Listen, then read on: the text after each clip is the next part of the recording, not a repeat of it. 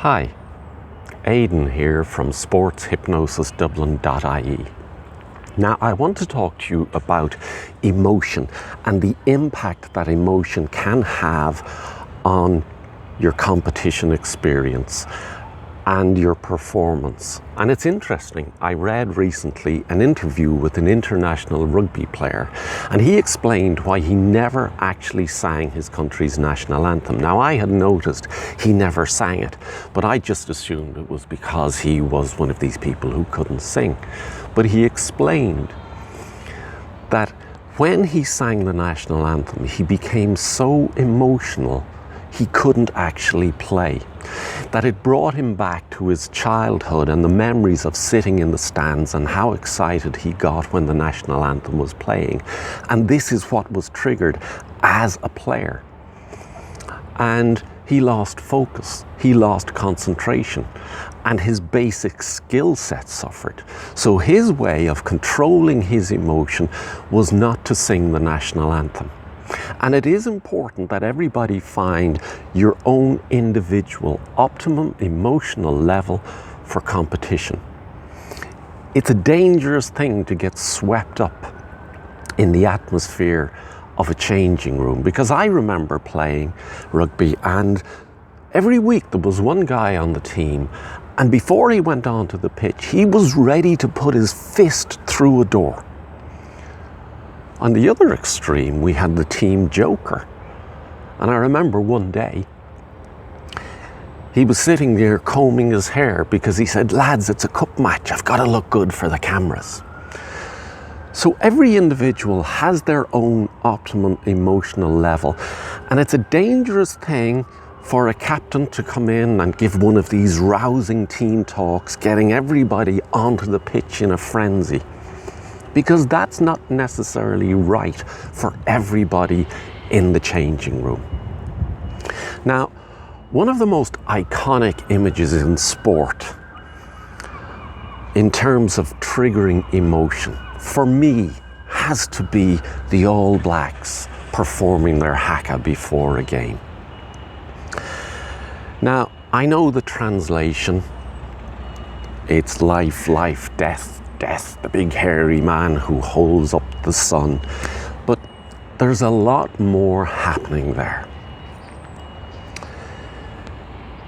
If you think about it, what are the All Blacks doing for themselves in terms of triggering emotion, both collectively and as individuals? But at a deeper level, I know they say it's setting down a challenge and it's showing respect to our opponents. But there's much, much more happening there. They're standing there in that small unit like an arrowhead. We're here. We are winners. We mean business. And we're calling on God.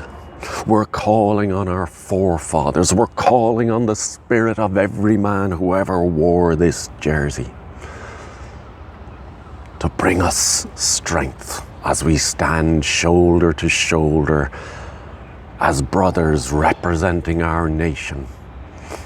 Give us the strength to experience victory as we go into battle.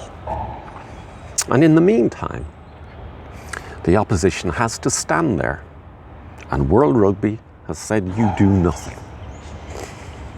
Now, I've never been in a haka, I've never done a haka, but I can only imagine the energy and the emotion that is triggered in that moment.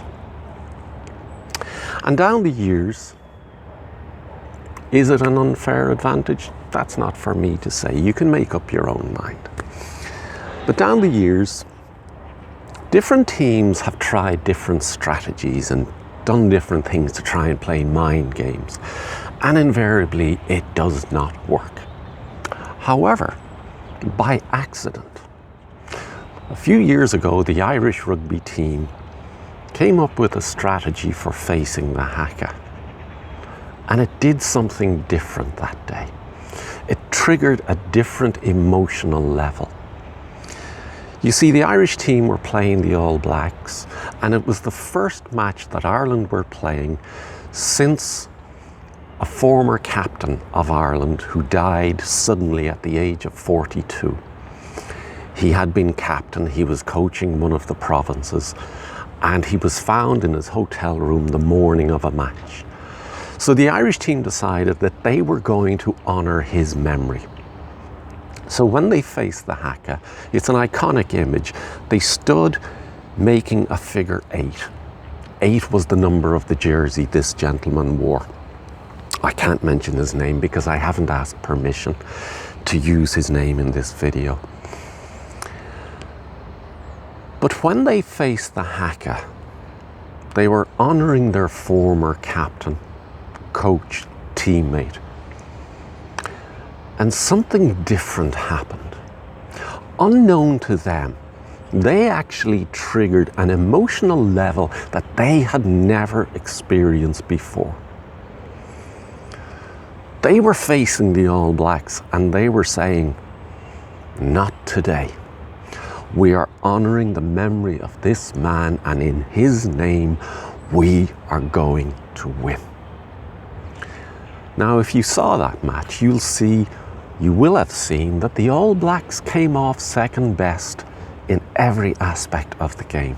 They lost the tackles, they lost the hits, they made more mistakes individually and collectively than they ever have before.